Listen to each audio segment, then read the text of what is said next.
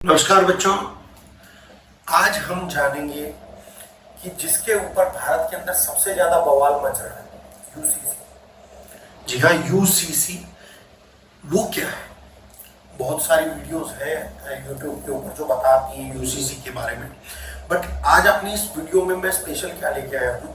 मैं बताऊंगा कि यूसीसी क्या है, क्या इसके फायदे हैं, क्यों इस पे बवाल हो रहा है और किस राज्य में ये लागू है और कहाँ ये सबसे पहले लागू होने जा रहा है।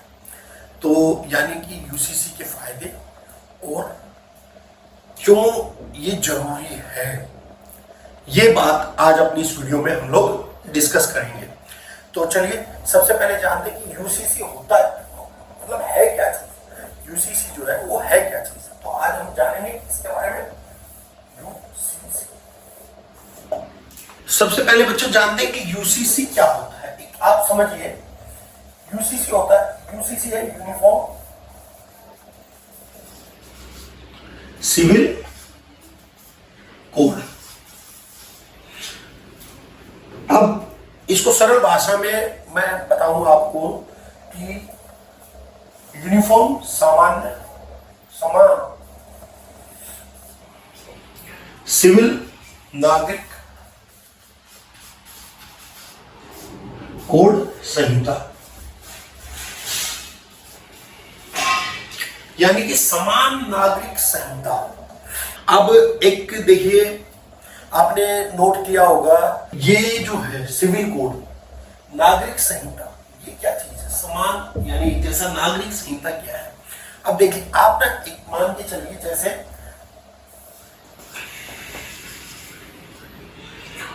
क्राइम या इलेक्शन।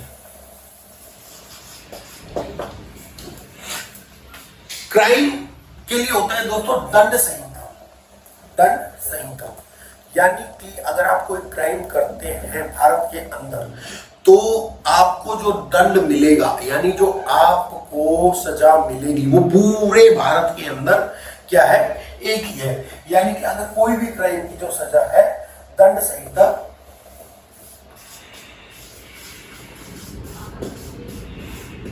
जो पूरे भारत के अंदर जो है ये एक ही। अगर आप किसी का मर्डर कर देते हैं तो दफा 302 ही लगेगी, वो चाहे आप हरियाणा में करो, चाहे जाके केरल में करो, या राजस्थान में करो, या आसाम में करो, तो पूरे भारत के अंदर जो है वो एक ही है। दूसरा, इलेक्शन।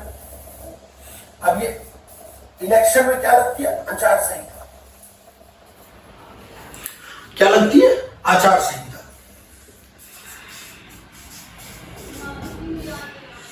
अब ये आचार संहिता जो लगती है वो इलेक्शन के दौरान लगती है।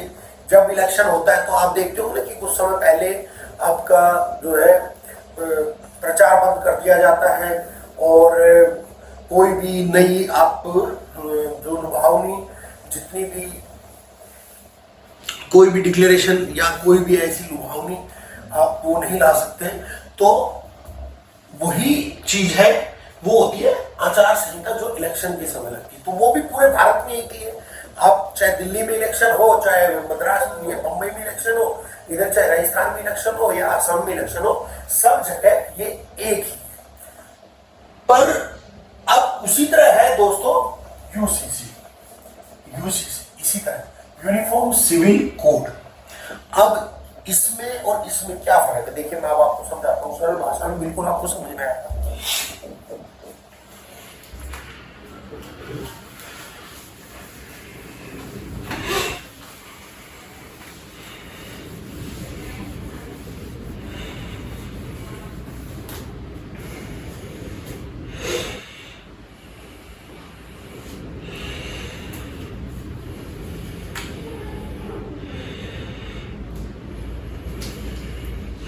अब देखिए कि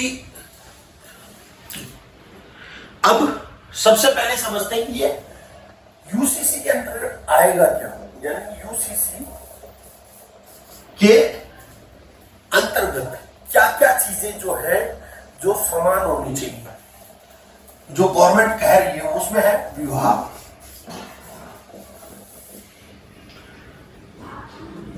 अब विवाह हुआ तो ऑब्वियस तलाक भी होगा।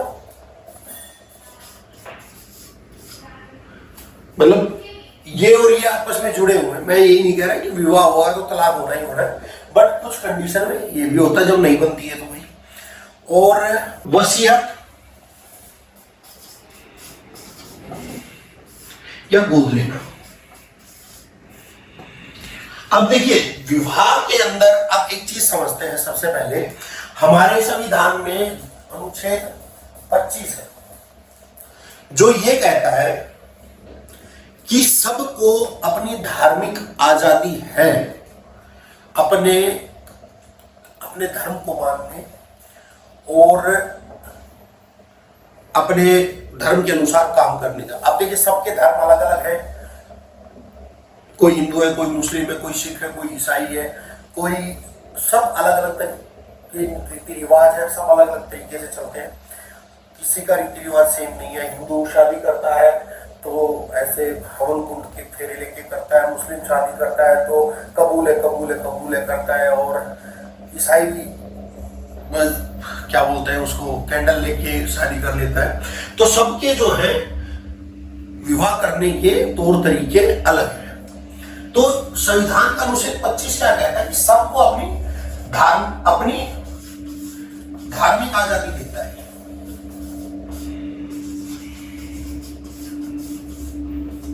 संविधान अनुच्छेद 25 संविधान का। बट इसके साथ साथ अनुच्छेद 13 भी है। अनुच्छेद 13 भी है। वो क्या कहता है? वो ये कहता है कि आपकी धार्मिक आजादी, आपकी किसी भी प्रकार की आजादी उस समय उसके ऊपर रोक लगा दी जाएगी। आपका कोई भी नियम कानून अगर दूसरे को तकलीफ पहुंचाता है, किसी को तकलीफ पहुंचाता है, तो ये अनुच्छेद 13 जो है ये अधिकार देता है कि अनुच्छेद 25 को रद्द किया जा सके। अगर आप किसी को भी तकलीफ पहुंचाते हैं तो किसी को भी आपके कर्म से या आपके कोई धार्मिक अनुष्ठान से या आपके कोई धार्मिक रीति रिवाज से या किसी भी प्रकार के रीति रिवाज से, नियम कानून से किसी को भी तकलीफ पहुंचती है, दूसरे को तकलीफ होती है,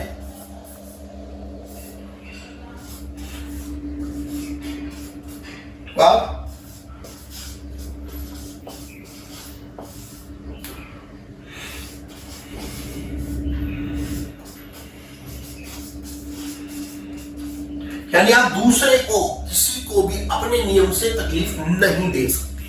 तो ये कहता है अनुच्छेद 13। बट क्या है कि बहुत से लोग नहीं मानते इस चीज को। सबके अपने अपने, मुस्लिम जो है शरिया कानून को मानते हैं। ऐसे ही भारत के अंदर जो है अलग अलग धर्म और अलग अलग कानून चलते हैं। शरिया में कानून के हिसाब से मुस्लिम जो है भाई वो दूसरों को तकलीफ भी देती हैं और अपने कानून भी चलाते हैं। इन्हीं चीजों, इन्हीं अलग अलग चीजों को एक पूरे भारत में एक करने के लिए, क्योंकि इससे गवर्नमेंट को भी बड़ी तकलीफ होती है। गवर्नमेंट भी अगर कुछ चीज गलत हो रही है तो उसको सजा नहीं दे सकती, इसको मानते हुए कि भाई इसको रद्द कर दे, अनुच्छेद 13 को मानते हुए कि अनुच्छेद 25 को रद्द कर दे। बट क्यों?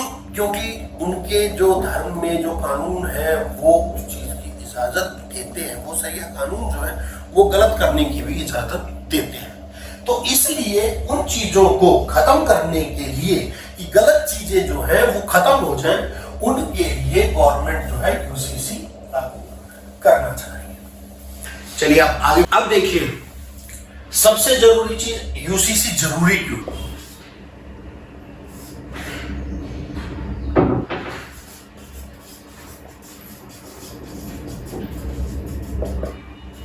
यूसीसी जरूरी क्यों है?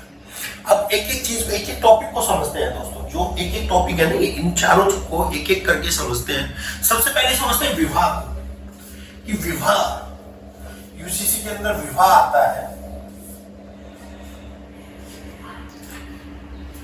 तो विवाह जो है ये आप देखिए, हिंदू धर्म जैसे मैंने बताया वो अलग तरीके से करता है, मुस्लिम में अलग तरीके से है और ईसाई में अलग तरीके से है। सब में अलग अलग तरीके से विवाह है, तो उसको यूसीसी जो है आपके रीति रिवाज को नहीं छेड़ता है, किसी भी धर्म के रीति में कोई चेंज नहीं करता यूसीसी। वो क्या कहता है, यूसीसी क्या कहता है कि किसी भी धर्म की रीति में चेंज नहीं होगा, सिर्फ उसकी जो बुरी, उसके अंदर जो गलत चीजें हैं उनको चेंज किया जाएगा। आप मुस्लिम हैं, आप निकाह करना चाहते हैं, आप कबूले कबूले कबूले, तो वो भी सेम रहेगा, वो यूसीसी चेंज नहीं करेगा।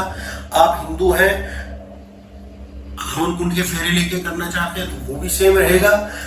आप मुस्लिम हैं, कैंडल लेके करना चाहते हैं, वो भी सेम रहेगा। बट क्या चेंज होगा विवाह में, विवाह के जो इसमें जो कानून आएगा उसमें क्या चेंज होगा? चेंज ये होगा दोस्तों, हिंदू धर्म में पहले देखिए, एक मान की सिंपल ही चीज है, हिंदू धर्म में पहले बाल विवाह हो जाता था। लड़का 30 साल का, 25-30 साल का होता था, लड़की 10-12 साल की होती थी, तो उनकी शादी हो जाती थी। तो वो सब क्या था, बेचारे की 12 साल की लड़की, उसको कुछ पता भी नहीं, और उसकी शादी हो जाती थी, और उसका बचपन और जवानी सब कुछ धूमिल हो जाता था। तो उस चीज को हिंदू धर्म ने उस चीज को समझा कि भाई ये गलत है। ऐसे ही सती प्रथा थी, उसको हिंदू धर्म ने समझा कि ये गलत है भाई, इसको बंद करना चाहिए, तो वो बंद हो गया। बट मुस्लिम धर्म में क्या है कि आज भी बहुविवाह की प्रथा है। अब देखिए हिंदू क्या करता है, एक मैरिज,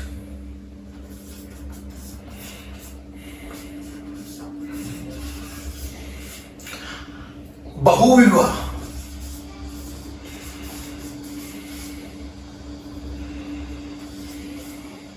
ये है किसमें, मुस्लिम में।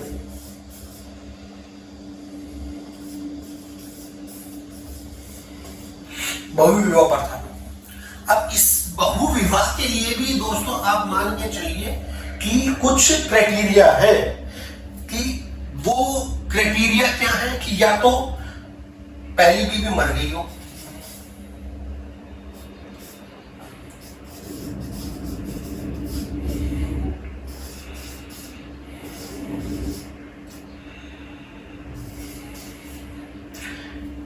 दूसरा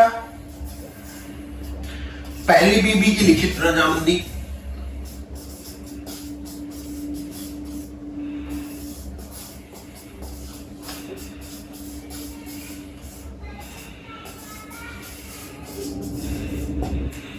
तीसरा पहली बीवी को बच्चा ना हो,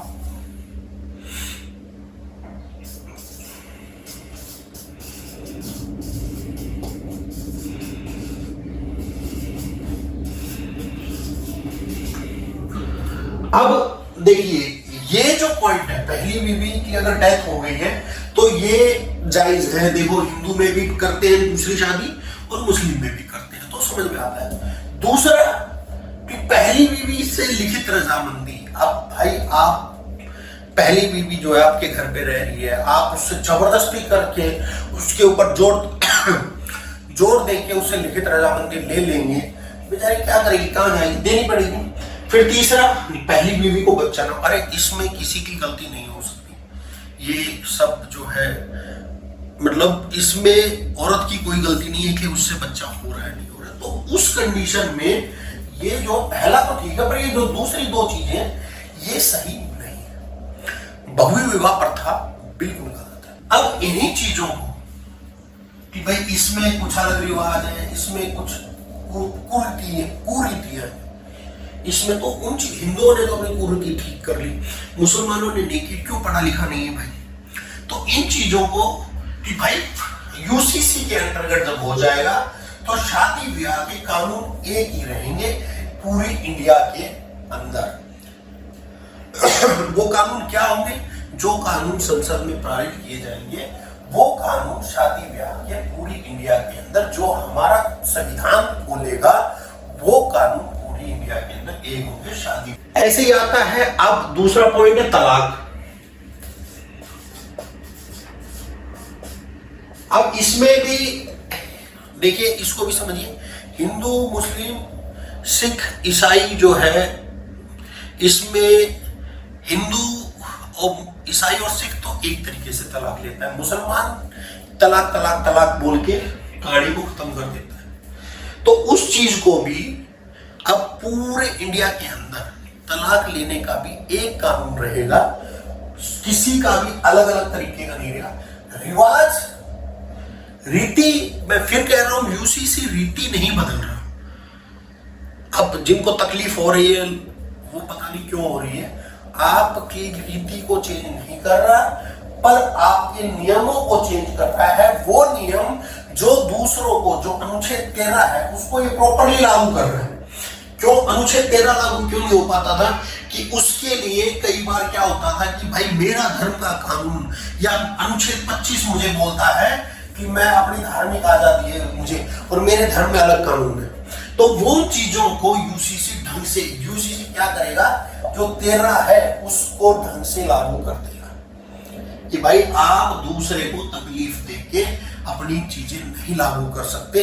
तो उसके लिए दूसरे को तकलीफ ना हो, इसलिए पूरे भारत में यूसीसी यूनिफॉर्म सिविल कोड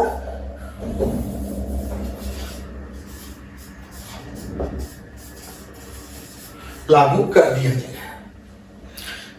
तो ऐसे ही दोस्तों वसीयत और गोद लेने के भी कुछ नियम है जो सब जगह अलग अलग है, उनको भी सेम किया है। वसीयत के भी नियम है, उनको भी सेम कर दिया। यानी कि अब कानून किसी भी मामले में किसी के लिए भी कानून अलग अलग नहीं रहेगा, चाहे वो हिंदू हो, मुस्लिम हो, सिख, ईसाई हो, सब के लिए सेम कानून रहेगा, एक कानून रहेगा। अब ऐसा नहीं है कि भाई मुस्लिम अलग रिवाज से बहु विवाह कर रहा है, हिंदू एक ही विवाह है, तलाक तलाक तलाक बोल के लेना। खैर गवर्नमेंट ने वो पहले ही खत्म कर दिया है और उसके ऊपर भी कुछ अमेंडमेंट धीरे धीरे लागू कर रहे हैं, तो वो आपको वीडियो ला के बताते रहेंगे। और ऐसे ही वसीयत का और गोद का। तो कुछ चीजें जो है यूसीसी उनको नेगलेक्ट कर देगा कि भाई आपका शरिया कानून या आपका दूसरी तरह का कोई भी धार्मिक कानून भारत में लागू नहीं होगा, चाहे भारत में आप ईस्ट में हैं, चाहे वेस्ट में हैं, चाहे नॉर्थ में हैं, चाहे साउथ में हैं, पूरे भारत के अंदर एक ही कानून लागू रहेगा। अब देखिए यूसीसी भारत के अंदर लागू किस किस राज्य में है। फिलहाल दोस्तों यूसीसी जो है भारत के अंदर सिर्फ एक राज्य गोवा में,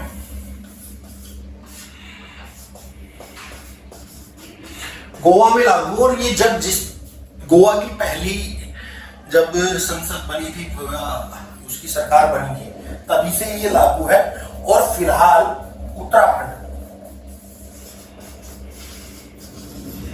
उत्तराखंड के सीएम पुष्कर सिंह धामी, उन्होंने अनाउंस किया है कि यूसीसी को हम उत्तराखंड में लागू करेंगे।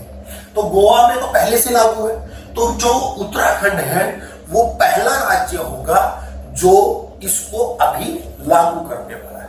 तो उसके लिए जो है प्रोसेस इन्होंने चालू भी कर दिया। अब दोस्तों अब आगे बढ़ के बात करते हैं कि ये लागू किस किस देश में है। क्या भारत में ही ये पहली बार लागू हो रहा है या कोई और भी देश है जहां ये यूसीसी लागू है? तो मैं आपको बता दूं, पूरे वर्ल्ड के अंदर बहुत से ऐसे देश हैं जिसके अंदर यूसीसी लागू है। पहला पाकिस्तान, दूसरा अमेरिका, तीसरा इंडोनेशिया,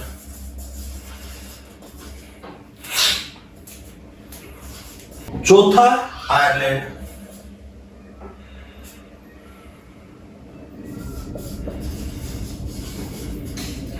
पांचवा सूडान,